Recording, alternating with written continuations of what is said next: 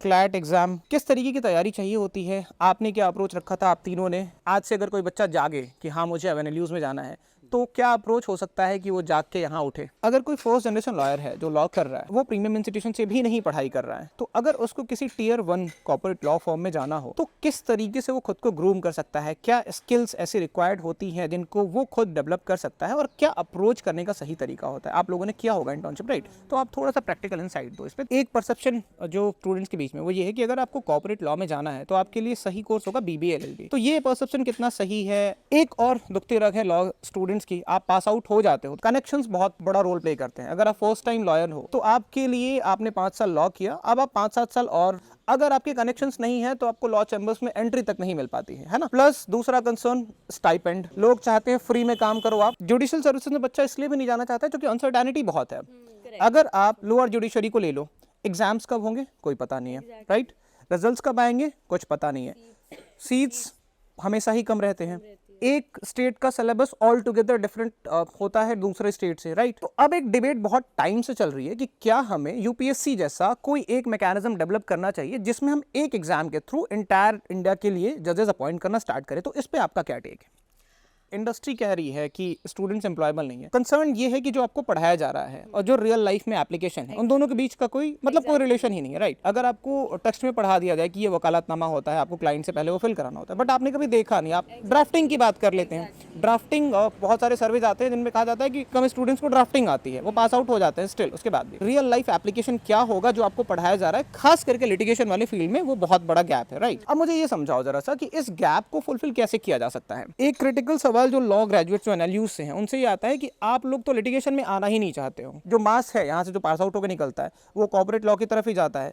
तो ये जो टैग लगा हुआ है इसको किस तरीके से हटाया जा सकता है? और इस पे भी बहुत सारे सीजीआई का कंसर्न आया हुआ है कि अगर एनएलयू से पास आउट अगर लिटिगेशन में नहीं जाएंगे तो फिर अच्छे एडवोकेट्स आएंगे कहाँ से? जो केसेस की पेंडेंसी है इंडिया में वो खत्म करना अगर मैनुअल तरीके से आप खत्म कर रहे हो तो बहुत टाइम लग जाएगा। तो अब उसमें एक पॉइंट ऑफ व्यू आ रहा है जुडिशियल सिस्टम के जो स्टेक होल्डर्स हैं कि अब जब हर फील्ड में हम आर्टिफिशियल इंटेलिजेंस को इंटीग्रेट कर रहे हैं तो अब ये टाइम सही है कि आप चैट जीपीटी या और जैसे एनएलपी प्रोग्राम्स है उनको आप आर्टिफिशियल इंटेलिजेंस को जुडिशियल सिस्टम का भी पार्ट बनाओ। तो आपको क्या लगता है कि अब ये टाइम आ गया है जब हम डेवलपमेंट के अच्छे खासे लेवल पे जा चुके हैं कि अब एआई को हमें जुडिशियल सिस्टम का पार्ट बना के जो केसेस की पेंडेंसी है उन पे काम करना चाहिए? आपको क्या लगता है कि ये जो एलिटिज्म है सो कॉल्ड, क्या अब जजेस को भी इस तरफ आना चाहिए, या कुछ रिकमेंडेशंस ये आ रहे हैं कि आपको कुछ ऐसे बेंच भी फॉर्म करने चाहिए जहां पे रीजनल लैंग्वेजेस में बहस हो? तो ये समझाओ, अभी गवर्नमेंट ऑफ इंडिया ने तीनों मेजर लॉज को रिपील करने का मन बना लिया है, राइट? आईपीसी हो, सीआरपीसी हो या इंडियन एविडेंस एक्ट हो।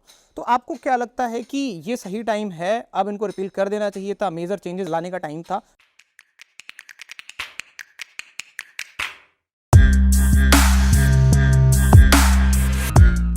नमस्कार, स्वागत है आपका कॉलेज रिव्यू अनफिल्टर्ड के एक नए एपिसोड में। मेरे पीछे आप देख रहे हो नेशनल लॉ यूनिवर्सिटी। अभी कुछ टाइम पहले जो हमारे एक्स सीजीआई थे एनवी रमन्ना सर, उनका एक स्टेटमेंट था कि NLUs are the islands of excellence in a sea of mediocrity. तो आप लोग पार्ट हो इंस्टीट्यूशन ऑफ एक्सीलेंस के। तो आप मुझे जरा ये समझाओ कि जो एनएलयूज हैं वो क्या ऐसा कर रहे हैं कि यहाँ के स्टूडेंट्स एक तो एम्प्लॉयबल हैं, प्लस उनका नाम भी अच्छा है, ताकि जो दूसरे स्टूडेंट्स हैं उन तक वो बात पहुँचे और आपके इनसाइट से वो कुछ वैल्यू निकाल पाए।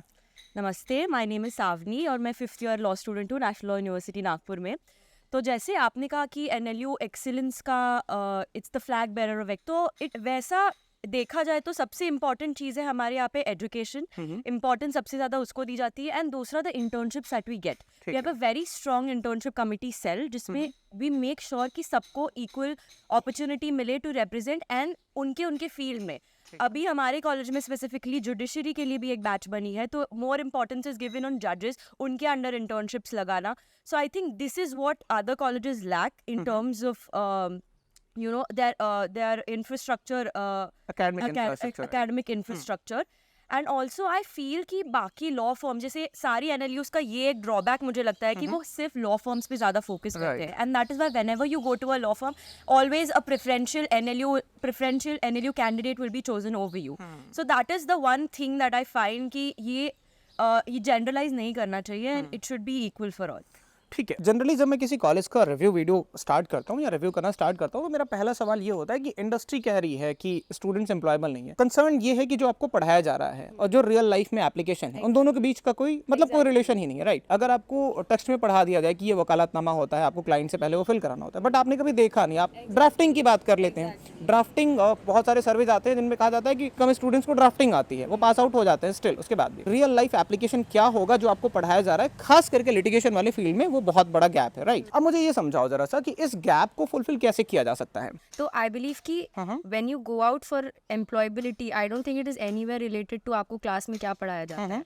जैसे हमारे यहाँ अभी हम 5th ईयर में हैं, तो हमारा जो लास्ट सेमेस्टर होगा तो बेसिकली हमें उसमें ड्राफ्टिंग का एक सब्जेक्ट दिया हुआ है। ठीक है। तो मेरे हिसाब से अगर हमें ये सब्जेक्ट इनिशियली दिया हुआ होता, for example not in the first year but in the second year, तो हमें एक अंडरस्टैंडिंग होती कि बेसिक ड्राफ्ट्स क्या होते हैं, या फिर हमें ये तो पता था कि दीज आर द डॉक्यूमेंट्स है, इनको ऐसे बेसिकली इनकी ऐसे वर्डिंग होती है, इनका ये यूज होता है। हमें क्योंकि ये लास्ट सेमेस्टर में पढ़ाया जा रहा है, तो अभी जो हमें सारी इंटर्नशिप्स की, तो we had to self learn. Anyone who is going for an internship for litigation internship will have to self learn. तो एनएलयूज या कॉलेजेस, बाकी लॉ कॉलेजेस ये कर सकते हैं कि ड्राफ्टिंग का एक कंपलसरी कोर्स करे और उसको एकदम इनिशियल ईयर्स में और उसको डिवाइड करके इनटू सेक्शंस, जस्ट तो फर्स्ट ईयर वाले को थोड़ा बहुत समझ आओ, देन आप जैसे प्रोग्रेस करते हो इनटू द कोर्स तो आपको और बेटर उसकी अंडरस्टैंडिंग हो। तो आई थिंक ये हम एम्प्लॉय कर सकते। बाहर ये होता है कि मोस्टली तो कॉन्टैक्ट्स, और अगर कॉन्टैक्ट्स ना हो तो फिर इट्स ऑल अबाउट आपको कितना आता है। और स्पेसिफिकली मैंने ये लिटिगेशन में देखा है कि आप किसी चेम्बर में जाओ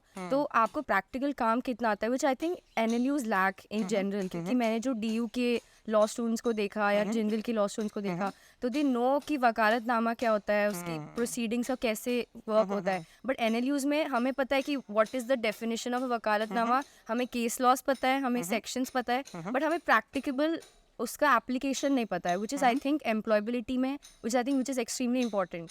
तो हमें ये सिखाया जाना चाहिए, और आई थिंक ये हमें नहीं सबको सिखाया जाना चाहिए, ताकि मतलब जो एम्प्लॉयबिलिटी का जो इम्पोर्टेंट क्वेश्चन है जो सबके लिए इम्पोर्टेंट है, उसकी वो प्रॉब्लम मेरे हिसाब से सॉल्व। एक क्रिटिकल सवाल जो लॉ ग्रेजुएट जो एनएलयूज से हैं उनसे ये आता है कि आप लोग तो लिटिगेशन में आना ही नहीं चाहते हो, जो मास है यहाँ से जो पास आउट होकर निकलता है वो कॉर्पोरेट लॉ की तरफ ही जाता है, तो ये जो टैग लगा हुआ है इसको किस तरीके से हटाया जा सकता है। और इस पे भी बहुत सारे सीजीआई का कंसर्न आया हुआ है कि अगर एनएलयू से पास आउट अगर लिटिगेशन में नहीं जाएंगे तो फिर अच्छे एडवोकेट्स आएंगे कहाँ से। सर आई थिंक ये फिर ये क्वेश्चन वापस अपॉर्चुनिटी पे आ जाता है कि अगर मेरे पास, आपको जैसे पता है कि इंडिया में लिटिगेशन का इंफ्रास्ट्रक्चर कैसा है। बिल्कुल। अगर मैं फर्स्ट जनरेशन लॉयर हूँ, जैसे कि मैं फर्स्ट जनरेशन लॉयर हूँ, तो मुझे पता है कि 5 साल मैंने पढ़ाई की और मेरे पेरेंट्स ने मेरी इतनी ज़्यादा जो एनएलयू की फीस होती है, आपको पता ही है, they are skyrocketing even today. तो मुझे कहीं ना कहीं ये लगेगा ना कि मैं थोड़ा फाइनेंशियली इंडिपेंडेंट हूँ। तो अगर मैं किसी लिटिगेशन चेम्बर में जाती हूँ तो आपको पता है कि it is a very underpaid, there is a very underpaid scene, right. और वही मैं अगर किसी फर्म में जाती हूँ और मैं एनएलयू में हूँ, मुझे कैंपस से अपॉर्चुनिटी मिल रही है कि मुझे कैंपस से नौकरी मिल रही है, मुझे उसके लिए स्ट्रगल भी नहीं करना पड़ रहा है। I just give an interview from campus placement, मुझे मिल गई नौकरी और मुझे वहाँ बहुत पैसा मिल रहा है। और लिटिगेशन में भले मेरा इंटरेस्ट है पर मुझे वहाँ पैसा नहीं मिल रहा है। तो किसी की भी साइकी ये होती है कि मैं आरओआई निकाल लो पहले, आरओआई निकाल, there should be a return of investment बिल्कुल एनी डे। तो आई थिंक वो बेसिकली थोड़ा साइकोलॉजिकल है in a sense, because everyone wants कि जो मैंने इतना खर्चा किया हुआ है उसका कुछ मुझे रिटर्न मिले। बिल्कुल। तो इसको ये बेसिकली हम यही कर सकते हैं कि आई थिंक थोड़ा जो पे पैरिटी है, जो डिफरेंस है दोनों सेक्शन में, वो सही होना चाहिए। बिल्कुल। तो उसी से आई थिंक फर्क पड़ेगा। और या फिर आप ये कर सकते हो कि आप रेडी हो जाओ फॉर द स्ट्रगल, जस्ट तो आपको अगर लिटिगेशन बहुत पसंद है और ये NLU non NLU I think नहीं है, फिर ये अपॉर्चुनिटी पे आ जाता है कि मैं एनएलयू में, तो मेरे पास अपॉर्चुनिटी कि मैं एक सिविल अमरचंद में जाऊँ या अच्छी फर्म में जाऊँ, मुझे ज़्यादा पैसे मिले, तो आई बिलीव मैं कभी भी वो लूँगी। और मेरे हिसाब से कोई भी कभी भी, मतलब आई थिंक मनी ड्रिवन तो होता ही है आई थिंक कोई भी फील्ड। ठीक है। अच्छा, एक और कंसर्न आता है कि जो एनएलयूज से पास आउट क्रीम है, जो बिल्कुल जिनको माना जाता है कि अब इनसे बेहतर कोई इंस्टीट्यूशंस नहीं है, वो जुडिशरी का भी पार्ट नहीं होना चाहते हैं, राइट। तो आपको क्या लगता है कि किस तरीके का इनकरेजमेंट लैक करता है कि वो जुडिशरी का भी पार्ट बने? क्योंकि अगर आप जुडिशल सर्विसेज में नहीं जाते हो तो फिर आप क्वालिटी में इंप्रूवमेंट नहीं कर सकते हो, जो केसेस पेंडिंग है वो पेंडिंग ही रहेंगे। एफिशिएंट लोग यहाँ से निकल रहे हैं बट वो जुडिशरी का पार्ट नहीं बन रहे हैं। तो आपको क्या लगता है कि कहाँ जो लैग है वो किस तरीके से ब्रिज किया सकता है और लैग क्यों है? तो सबसे पहले मैं बताना चाहूँगी कि लैक क्यों है. आई फील NLUs में, जैसे कि आपने बोला कि बहुत ही लॉ फर्म्स वाला कल्चर है, तो लॉ फर्म्स में हमसे क्या कराते हैं, रिसर्च वर्क. तो people are not accustomed to reading extensive things, memorising things. It's all कि ठीक है मुझे इतना सा पैराग्राफ दिया है, मैं इतने पे रिसर्च करके दे दूंगी, but what as you said कि ड्राफ्टिंग क्या होती है, ये सब हमें पता ही नहीं है. And when they actually see कि ठीक है लॉयर बनने में मुझे इतना टाइम लगेगा, मुझे 5 साल लगेंगे, and as she rightly pointed out कि मुझे एक फर्म में बहुत ही कम टाइम लगेगा. अब सोचो मुझे जज बनने में कितना टाइम लगेगा, मैं किस लेवल से स्टार्ट करूंगी, मुझ पे कितना प्रेशर होगा, मैं इंडिपेंडेंट अपनी लाइफ जी नहीं पाऊंगी, I will constantly be under those eyes. तो मैं इतना पढ़ाई तो मैं कर ही नहीं सकती, मुझे सिखाया ही नहीं है. मैं अभी फाइनेंशियली, जैसे उसने कहा कि इंडिपेंडेंट होना चाहती हूँ, तो this is what I have personally noticed in all the NLUs, जिसमें भी है कि सबको यही लगता है कि शायद जुडिशरी से हमारा कुछ नहीं होगा, और फिर अगर हमको बहुत हाई लेवल पे जाना है तो हमें 60 साल का बनना पड़ेगा, फिर ही हम कुछ वो पोजीशन पे पहुंच पाएंगे, पहले हमें बहुत ही स्ट्रगल है. तो ये सब, and I think it needs to change. We really have a पॉसिटी of good जजेस एंड अ पॉसिटी ऑफ जजेस in general, and that is why it's very important कि सब एटलीस्ट उस, rather than thinking of UPSC, I feel ki yes, UPSC you must give a try, but since you're in the law profession, at least you can give it a try. Since you're studying for UPSC, there's no harm in giving a judiciary. Maybe आपका आगे progress हो, उससे अच्छा हो. And I think इस मामले में our college is really upfront about making judiciary come into the main light, and इसीलिए batches अभी शुरू करवाई है justice की, and I think it's a really good move from our college, so that is one thing I really appreciate. एक point और add करता हूँ मैं इसमें, आप उस पर अपना टेक दे रहा हूँ कि जुडिशल सर्विसेज में बच्चा इसलिए भी नहीं जाना चाहता है क्योंकि अनसर्टेनिटी बहुत है. अगर आप लोअर जुडिशरी को ले लो, एग्जाम्स कब होंगे कोई पता नहीं है, राइट? रिजल्ट्स कब आएंगे कुछ पता नहीं है, सीट्स हमेशा ही कम रहते हैं, एक स्टेट का सिलेबस ऑल टुगेदर डिफरेंट होता है दूसरे स्टेट से, राइट? तो अब एक डिबेट बहुत टाइम से चल रही है कि क्या हमें यूपीएससी जैसा कोई एक मैकेनिज्म डेवलप करना चाहिए जिसमें हम एक एग्जाम के थ्रू इंटायर इंडिया के लिए जजेस अपॉइंट करना स्टार्ट करें. तो इस पे आपका क्या टेक है? आई थिंक इसमें एक सेंटेंस में तो इस पे नहीं हो सकता. You have to analyse the entire Indian perspective, but I think अगर ये कर दिया तो I think more people will be involve, क्योंकि उससे क्या होगा, when there is one exam तो सीट्स बढ़ जाती है.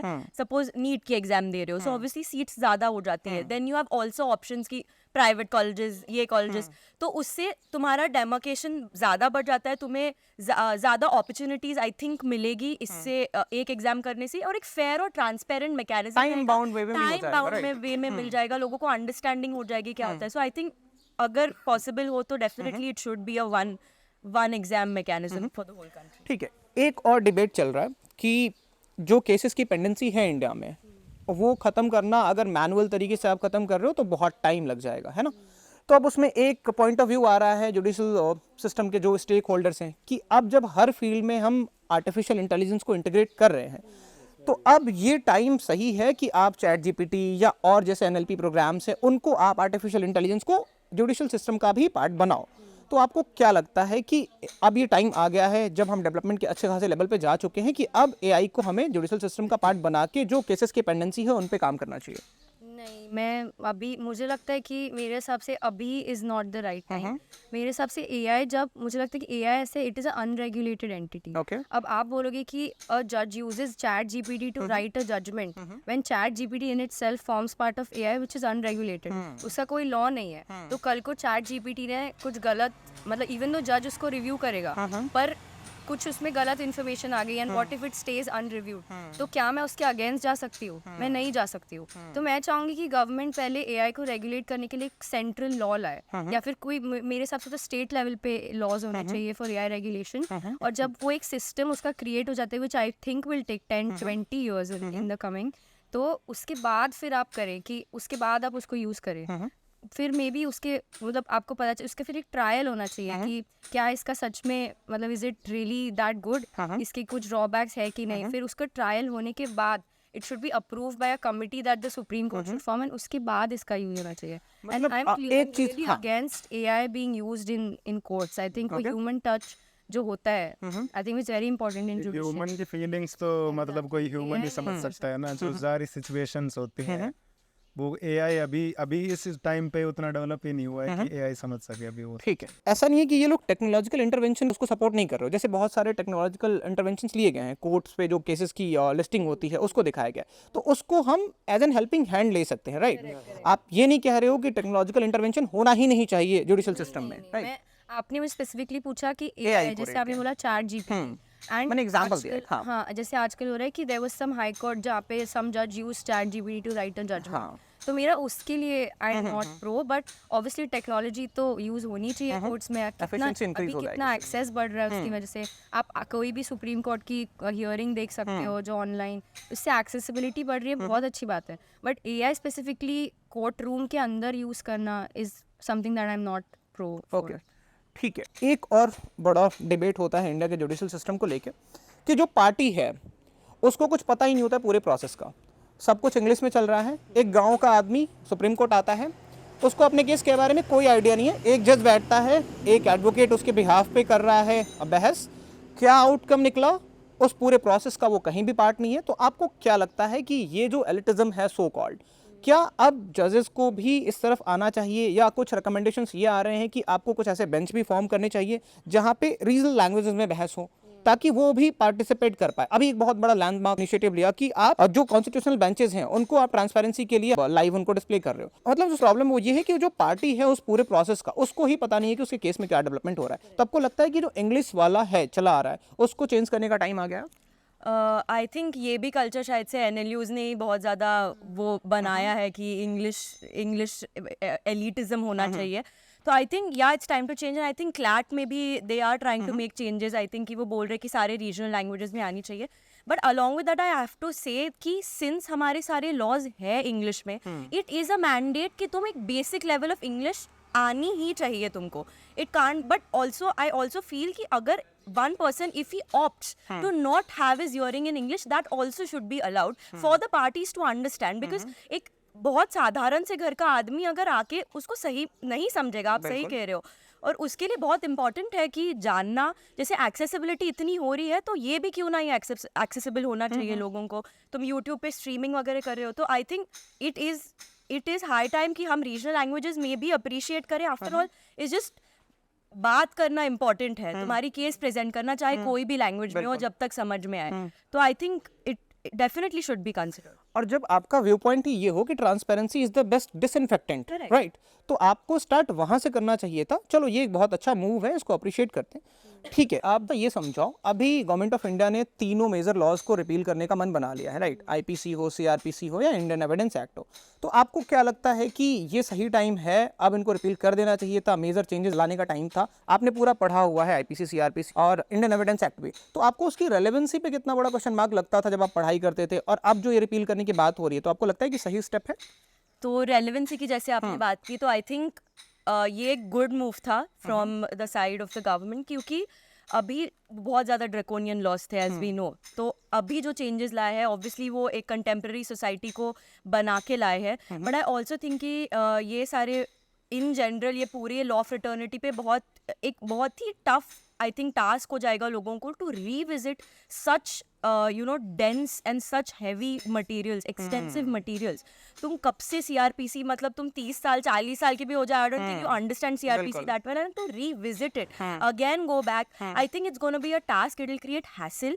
तो I don't think this is the right time कि तुम स्लोली एक धीरे धीरे चेंजेस करके शायद ला सकते हो, बट तीनों एक साथ तुम एकदम बॉम्ब जैसे अगर छोड़ रहे हो, तो I think it will be a really difficult task also for students जो अभी पीजी के लिए अप्लाई कर रहे हैं। उनको भी बोलने में आ रहा है कि आपको वो रिवाइज करना पड़ेगा IPC. They're in so much confusion already, उनको इतना स्ट्रेस है। तो I think this is not the right time, but it is a good move. एक चीज़ और बताओ, आप कहीं ऐसा तो नहीं होगा कि आपकी कॉम्पिटेंसी पे भी सवाल उठेगा? आपने 5 साल तो वही पढ़ाई की, बट जो अब आपको प्रैक्टिस करना है वो तो आपको आता ही नहीं है। तो आपको क्या लगता है कि इसको कैसे अकोमोडेट किया जा सकता है, इस जो गैप आ जाएगा उसमें? तो गैप के लिए आई फील कि जैसे बार काउंसिल में भी ऐसी कमिटी बिठा के उनको एक एजुकेशन इम्पार्ट करना चाहिए हाँ उनके सेमिनार्स होने चाहिए जिसमें जैसे हमको यहाँ पे एजुकेशन जैसे तो लॉयर्स को भी जैसे स्कूल में हम कॉलेज में हमको दे रहे हैं वैसे ही उनको वहाँ पे बार काउंसिल में दे दिया जाए ताकि स्पीडी लोगों को अभी ऑब्वियसली लॉयर्स को तो जल्दी ही समझ में आएगा आईपीसी सीआरपीसी जो भी चेंजेस आए जो भी माइनर चेंजेस आए ताकि not every lawyer has to go through the same 3 texts again. Right. It should be a group assignment which should be taken up by the bar council and I think it will just speeden up the process and it will be helpful. अगर technicalities में जाएं जो cases pending हैं, ठीक है, चलो आप कह सकते हो कि उसका इम्पैक्ट रेट्रोस्पेक्टिव नहीं होता है, बट सोसाइटी इन लार्ज पे अब किसी पे सेडिशन के केसेस चल रहे हैं, वो कन्विक्ट हो चुका है, आज आप सेडिशन लॉ बदल रहे हो, अब नए सेडिशन लॉज की तरह आपके थ्रू चलेगा, तो अब उसको क्या लगेगा, वो चीटेड फील नहीं करेगा कि यार मुझे तो आपने कन्विक्ट कर दिया था पुराने लॉ के अकॉर्डिंग, बट आज आप कह रहे हो कि वो तो सेडिशन है ही नहीं। एक छोटा सा एग्जांपल, तो इसका सोसाइटी इन जनरल, क्योंकि लॉ कोई मजाक नहीं है, कोई टेक्नोलॉजी नहीं कि आपने चलो एक प्रोग्राम डेवलप किया, काम कर गया तो ठीक, नहीं काम किया तो नहीं ठीक, यहाँ साइकोलॉजिकल इम्पैक्ट, मल्टीपल लेयर्स पे इम्पैक्ट पड़ते हैं उसके। तो आपको क्या लगता है कि सही तरीका क्या हो सकता है कि जो इम्पैक्ट नेगेटिव इम्पैक्ट्स पड़े उसको मिनिमाइज किया जा सकता है? ये तीनों लॉज के रिगार्डिंग हिसाब बात से हो रही है। कि जैसे आपने सेडिशन का एग्जांपल दिया, तो sedition is a law that affects the society in general. बिल्कुल। अगर मैं आप पे कल को सेडिशन का अगर आप सेडिशन का चार्ज आप पे लग जाता है तो फिर आपको पता है इट्स अ वेरी सीरियस बिल्कुल। ऑफेंस। तो मेरे हिसाब से इसको चेंज करने के लिए यही होना चाहिए कि द गवर्नमेंट आप गवर्नमेंट को पता होना चाहिए कि there is a difference between जो लेजिस्लेचर का पावर है, जो एग्जीक्यूटिव का पावर है, जो जुडिशरी का पावर Exactly. है। तो आप हर जो पब्लिक डोमेन है, जो इंडिविजुअल राइट्स का डोमेन है, जो ह्यूमन राइट्स का डोमेन है, उसमें आप इतना इंटरवीन मत करें। लॉ को आप और लॉ और इंडिविजुअल राइट्स को साथ में चलना चाहिए, ठीक है। बिल्कुल। तो मेरे हिसाब से उसमें वो और एक इंडिविजुअल राइट है, उसमें गवर्नमेंट का इंट्रूजन नहीं होना चाहिए। और ये जो लॉस का चेंज है, जैसे आप बोल रहे हो कि कल को हमें कल उठ के पता चलता है कि चलो एक चेंज हो गया, अब सेडिशन जैसा इंपॉर्टेंट लॉ है, आईपीसी हो गया, it is a very important law, and आप जब ऐसे चेंज ऐसे कर देते हो जस्ट बिकॉज आपको लगता है कि देयर आर सर्टेन डिस्क्रिपेंसीज, आपको लगता है कर देना चाहिए, तो देन वो जनरल पब्लिक को कैसे अफेक्ट हो रहा है, पहले आप ये देखिए, उसके बाद उसको एनैक्ट करिए। मतलब you should look at the consequence of your actions first. Okay, आप मुझे थोड़ा सा ये एक्सप्लेन करो, एनएलयूज बहुत सारे स्टूडेंट्स का ड्रीम कॉलेज होता है, राइट? क्लैट एग्जाम माना जाता है कि डिफ़िकल्ट है, किस तरीके की तैयारी चाहिए होती है, आपने क्या अप्रोच रखा था आप तीनों ने, और क्या आपने कोचिंग इंस्टीट्यूट से हेल्प लिया था, क्या सही अप्रोच हो सकता है जैसे कि कम टाइम में या जो भी अभी टाइम है, आज से अगर कोई बच्चा जागे कि हाँ मुझे एनएलयूज में जाना है, तो क्या अप्रोच हो सकता है कि वो जाग के यहाँ उठे? ये पहली बात तो मैं ये कहना चाहूँगा, क्लैट उतना भी कोई मुश्किल एग्जाम नहीं है। सही बात है, तभी मैंने सोचा उस पर ये बोलने से पहले। हाँ, इसको भी मुश्किल कहेंगे तो फिर यूपीएससी तो फिर इम्पॉसिबल ही हो जाएगा। हाँ, बट अब इस पे थोड़े बहुत आ सकते हैं कि नहीं ये बहुत ऑब्जेक्टिव है, पर फिर भी इतना तो है कि यहाँ 2-3 महीने की मेहनत चाहिए, और 2-3 महीने की मतलब रोज मेहनत करो, 4-5 घंटा, और मेन फोकस इंग्लिश पे, मतलब इंग्लिश अगर अच्छी हो जाती है तो, क्योंकि एक तो लीगल एप्टीट्यूड वाला जो होता है उसमें भी इंग्लिश ही होती है, बहुत इजी फैक्ट्स वगैरह होते हैं, इंग्लिश अच्छे से आनी चाहिए बस। और दूसरी बात, इंग्लिश सेक्शन भी बहुत इम्पोर्टेंट होता है। उसके अलावा एक मैथ सेक्शन, अगर मैथ और रीजनिंग बहुत इम्पोर्टेंट होता है, वो मतलब 1-2 घंटा करें। उसके अलावा 2-3 घंटा इंग्लिश और न्यूज़पेपर और ये सब, क्योंकि न्यूज़पेपर से जनरल नॉलेज और ये सब भी हो जाती है। तो मतलब बस 5-6 घंटा रोज मेहनत, 5 घंटा। ठीक है, आप क्या रेकमेंड करोगे, क्या सही स्ट्रैटेजी हो सकती है? हाँ, मेरा तो यही था कि मैं इनिशियली इंजीनियरिंग करी थी, फिर आई टुक अ ड्रॉप, और मैंने सिर्फ 1 साल क्लैट का कोचिंग लिया था।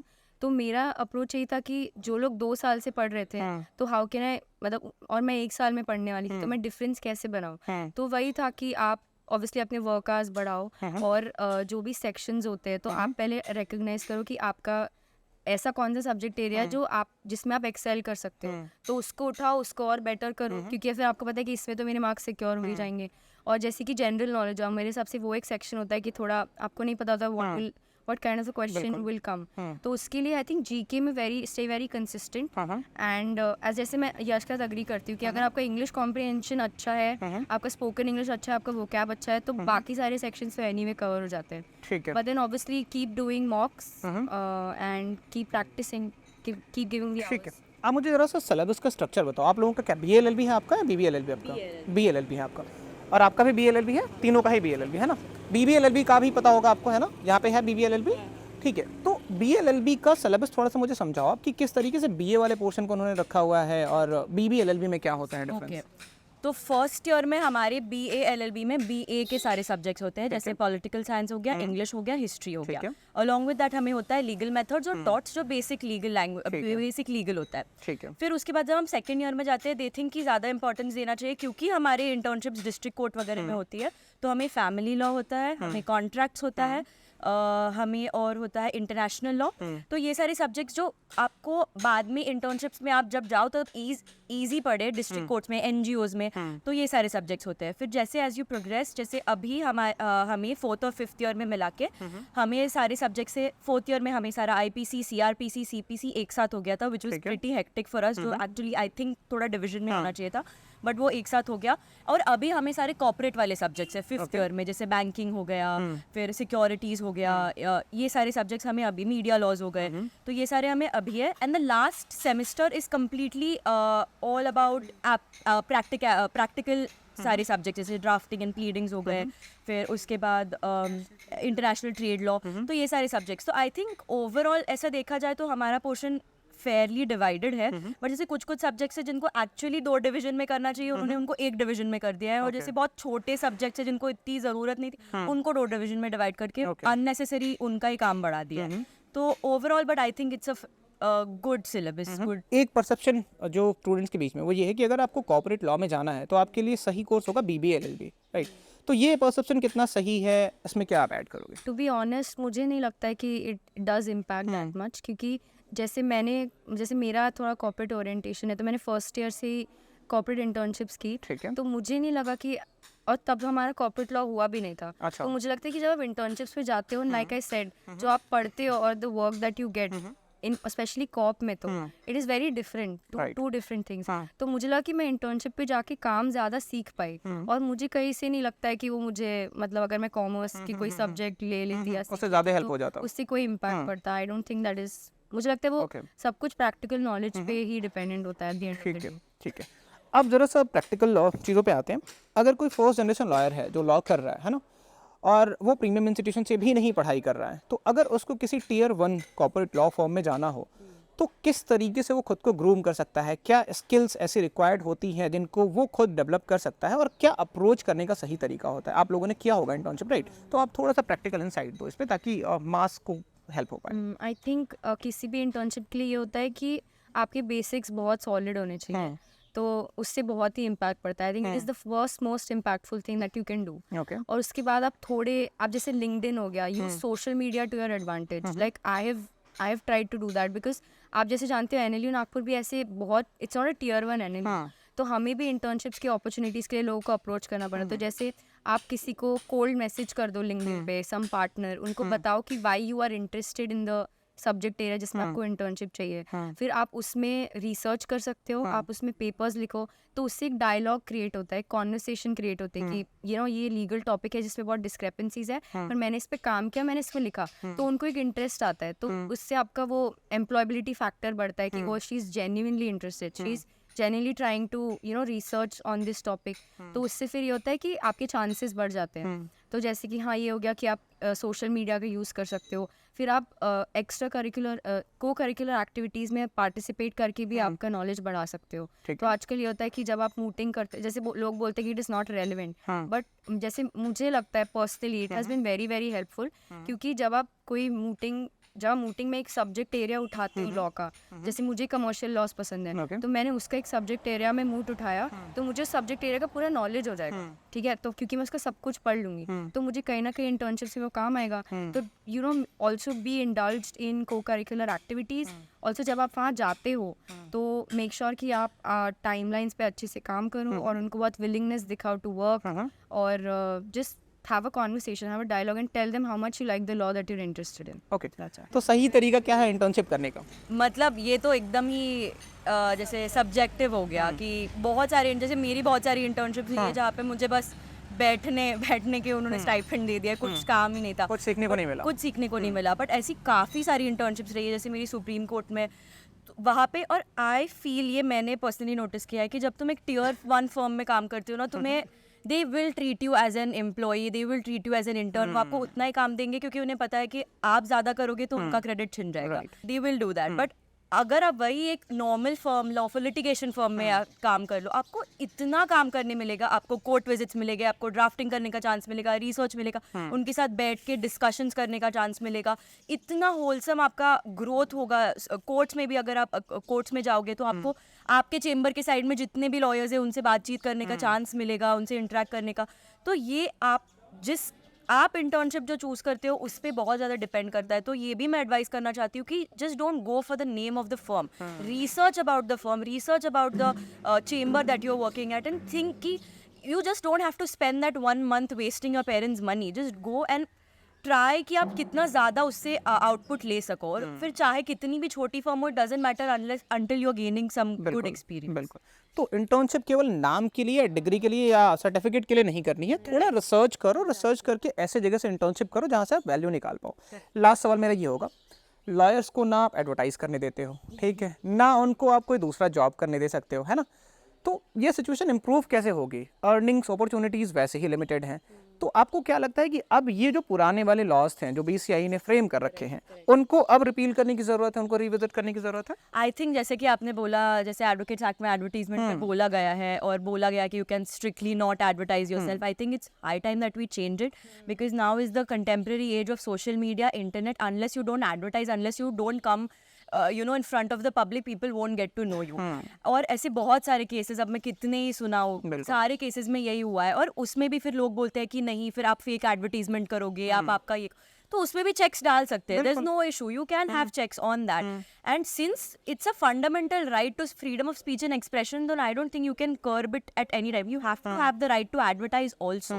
And I don't think there is any harm. जैसे अभी वो एक न्यूज़ आई थी जिसमें एक lawyer Bigg Boss OTT platform में आई, तो उसके न्यूज़ में पूरा लिखा था उसने ये काम किया, ये काम किया। शी इज एडवर्टाइजिंग इनडायरेक्टली, तो सभी एडवर्टीजमेंट कर ही देते हैं, so why not openly, you know. So I think it's high time that we start, you know, shun these old draconian laws and, you know, live with the contemporary times and try to change such basic laws. आपको क्या लगता है कि जब तक कि आप employment की वो अपॉर्चुनिटीज़ क्रिएट नहीं कर देते हो, तब तक साइड में अगर कोई बिजनेस कर रहा है कुछ, तो कर लेने दो ना। अगर वो आजीविका के लिए कुछ कर रहा है तो कर लेने दो। आपने इतना हार्श रूल क्यों बना रखा है? आपका टेक इस पे? इस इकोनॉमी में तो ये होना ही चाहिए। मतलब everyone should have a right to make money. तो या तो आप अपनी इकोनॉमी सही करो, रेट्स कम कर दो, या फिर लॉस चेंज कर दो। मतलब do any of the two. That's my answer. आपका take? Give us money. Regret होता है कि यार क्यों कर लिया लॉ? कभी ये आया दिमाग में कि यार क्यों कर लिया? अभी तक तो नहीं हो रहा, अभी नहीं हुआ। हो सकता है। अच्छा, 4th जनरेशन लॉयर हो आप भी? मतलब पहले कोई नहीं है घर में, और कोई नहीं। अभी कोई नहीं है। तो अभी अब यहाँ से 5वें साल में हो आप, ठीक है, अब यहाँ से आपको रास्ता क्या दिखता है? अब कहाँ जाने का प्लान कर रहे हो आप? अभी मैं सोच रहा था कि मैं मास्टर्स करने के लिए बाहर जाऊं, और उसके बाद मतलब अच्छा, एक और एलिगेशन लगता है कि कुछ समझ नहीं आ रहा तो मास्टर्स कर लेते हैं, है ना? घर वालों को अभी तक बेवकूफ़ बनाया, थोड़ा और टाइम बाय कर लेते हैं, हम मास्टर्स कर लेते हैं। कितना, अच्छा मुझे एक आंसर और मैं आप लोगों से लेना चाहूँगा, मास्टर्स कितना रेलेवेंट है इंडिया में करने का? मतलब कोई रेलेवेंस है मास्टर्स करने की? आई थिंक अगर आपको टीचर या प्रोफेसर बनना है, एकेडमिक्स में जाना है तो डेफिनेटली करो, या फिर आपको LLM करके वही रहना है तो डेफिनेटली करो। बट करके यहाँ आके आपको अगर 20,000 की नौकरी करनी है, देन कम्प्लीटली उससे अच्छा 20,000 की नौकरी अभी से ले लो ना। कोई पॉइंट ही नहीं बनेगा आपका LLM के लिए। 20,000 की नौकरी लेंगे तो वही तो मेरा तो यही है, अगर बाहर जाऊंगा तो फिर बाहर ही बाहर एटलीस्ट 2 4 5 साल तो रुक के जाएंगे नौकरी करके। अच्छा, कहाँ, कौन से देश जाने का सोच रहे हो? US। अरे वाह, क्या बात है, क्या बात है। पेटेंट लॉज बढ़िया वहाँ पे, है ना? ठीक है। एक और दुखती रग है लॉ स्टूडेंट्स की, आप पास आउट हो जाते हो, कनेक्शंस बहुत बड़ा रोल प्ले करते हैं। अगर आप फर्स्ट टाइम लॉयर हो तो आपके लिए, आपने 5 साल लॉ किया, अब आप 5-7 साल और, अगर आपके कनेक्शंस नहीं है तो आपको लॉ चैम्बर्स में एंट्री तक नहीं मिल पाती है ना? प्लस दूसरा कंसर्न स्टाइपेंड, लोग चाहते हैं फ्री में काम करो आप, है ना? बाकी दुनिया कहाँ से कहाँ पहुँच गई, इस सिस्टम में कोई चेंज नहीं आया, राइट? तो आपका अनुभव क्या कहता है, आपकी अंडरस्टैंडिंग क्या है इन दोनों मैटर्स के ऊपर, और क्या किस तरीके से इसको रिजॉल्व किया जा सकता है? स्टाइपेंड की, तो स्टाइपेंड का तो अभी जो कल्चर है वो थोड़ा बदल गया है कि अब तो मतलब जहाँ भी जाते हो, अगर 3rd ईयर से अगर आप हो 3rd ईयर से ऊपर, तो स्टाइपेंड तो देते ही हैं, फर्स्ट सेकंड ईयर वालों को ही नहीं मिलता बस। थैंक यू सो मच हमारे साथ बने रहने के लिए। अगर कोई डाउट्स होते हैं आपकी, कोशिश करेंगे हम रिजॉल्व करें। लॉ लेना चाहते हो अपने करियर वाइज तो ये सारे इनसाइट्स हैं, पहले इनको समझ लो। बिल्कुल रोजी पिक्चर नहीं होता है कि काला कोट पहना, कोर्ट में पहुंचे और तारीख पे तारीख मिला और केसेस जीत गया। स्ट्रगल्स होते हैं, इसमें बहुत सारे स्ट्रगल्स होते हैं, और अगर आप फर्स्ट जनरेशन लॉयर हो तो वो स्ट्रगल थोड़ा और बढ़ जाता है। अगर इंटेंट सही है और स्ट्रगल करने का मादा है तो डेफिनेटली आप एक इम्पैक्ट क्रिएट कर सकते हो, क्योंकि बहुत कम प्रोफेशंस हैं ऐसे इंडिया में जिसमें आप एक्चुअल में इम्पैक्ट देख सकते हो।